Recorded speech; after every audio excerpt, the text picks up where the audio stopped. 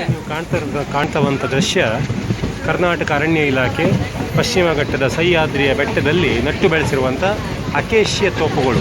ಒಂದು ಕಾಲದಲ್ಲಿ ನಿತ್ಯ ಹರಿದ್ವರ್ಣ ಕಾಡುಗಳಿಂದ ಕಂಗೊಳಿಸುತ್ತಿರುವಂಥ ಈ ಪಶ್ಚಿಮ ಘಟ್ಟ ಇವತ್ತು ತನ್ನ ಹಸಿರನ್ನು ಕಳೆದುಕೊಂಡು ಅಕೇಶಿಯ ಕಾಡುಗಳಿಂದ ಬೆಳೆದು ನಿಂತುಕೊಂಡಿದೆ.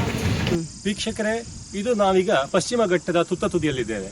ಪಶ್ಚಿಮ ಘಟ್ಟದ ತುತ್ತ ತುದಿಯಲ್ಲಿ ನೈಸರ್ಗಿಕವಾದ ಪ್ರಾಕೃತಿಕವಾದ ಅರಣ್ಯದಿಂದ ಕಂಗೊಳಿಸಿಕೊಳ್ಳಬೇಕಾಗಿರುವಂಥ ಇವತ್ತು ಪಶ್ಚಿಮ ಘಟ್ಟ ಏನಾಗಿದೆ ಅಂತ ಹೇಳಿದರೆ, ಈ ರೀತಿಯ ಮಾಂಜಮ್ ಅಂತಕ್ಕಂಥ ಇದು ಕಾಡಲ್ಲದ ಮರವಲ್ಲದ ಒಂದು ಗಿಡಗಳಿಂದ ತುಂಬಿ ಹೋಗಿದೆ. ನಾವಿಲ್ಲಿ ಗಮನಿಸಬಹುದು, ಇದೊಂಥರ ಕಾಟು ಗಿಡ.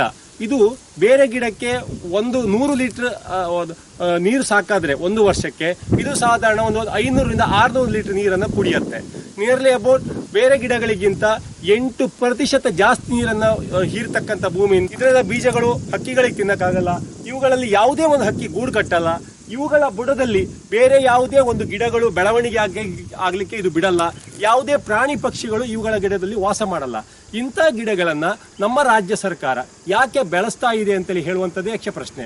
ಈ ಗಿಡಗಳನ್ನು ತೆಗಿಬೇಕು, ಈ ಅಕೇಶಿ ಅರಣ್ಯಗಳನ್ನು ಕಡಿದು ನೈಸರ್ಗಿಕ ಅರಣ್ಯಗಳನ್ನು ಬೆಳೆಸಬೇಕೆನ್ನುವಂಥ ಎಷ್ಟು ಕೂಗು ಕೇಳಿ ಬಂದರೂ ಕೂಡ ಇವತ್ತು ನಮ್ಮ ಸರ್ಕಾರ ಅದು ಯಾವುದೋ ಒಂದು ಕಾರಣದ ಈ ಟಿಂಬರ್ ಮಾಫಿಯಾಕ್ಕೆ ಬಲಿಯಾಗಿ ಅಕೇಶಿಯ ಮತ್ತು ನೇಲ್ಗಿರ ಮರಗಳನ್ನು ನಮ್ಮಲ್ಲಿ ನಟ್ಟು ಬೆಳೆಸ್ತಾ ಇದೆ.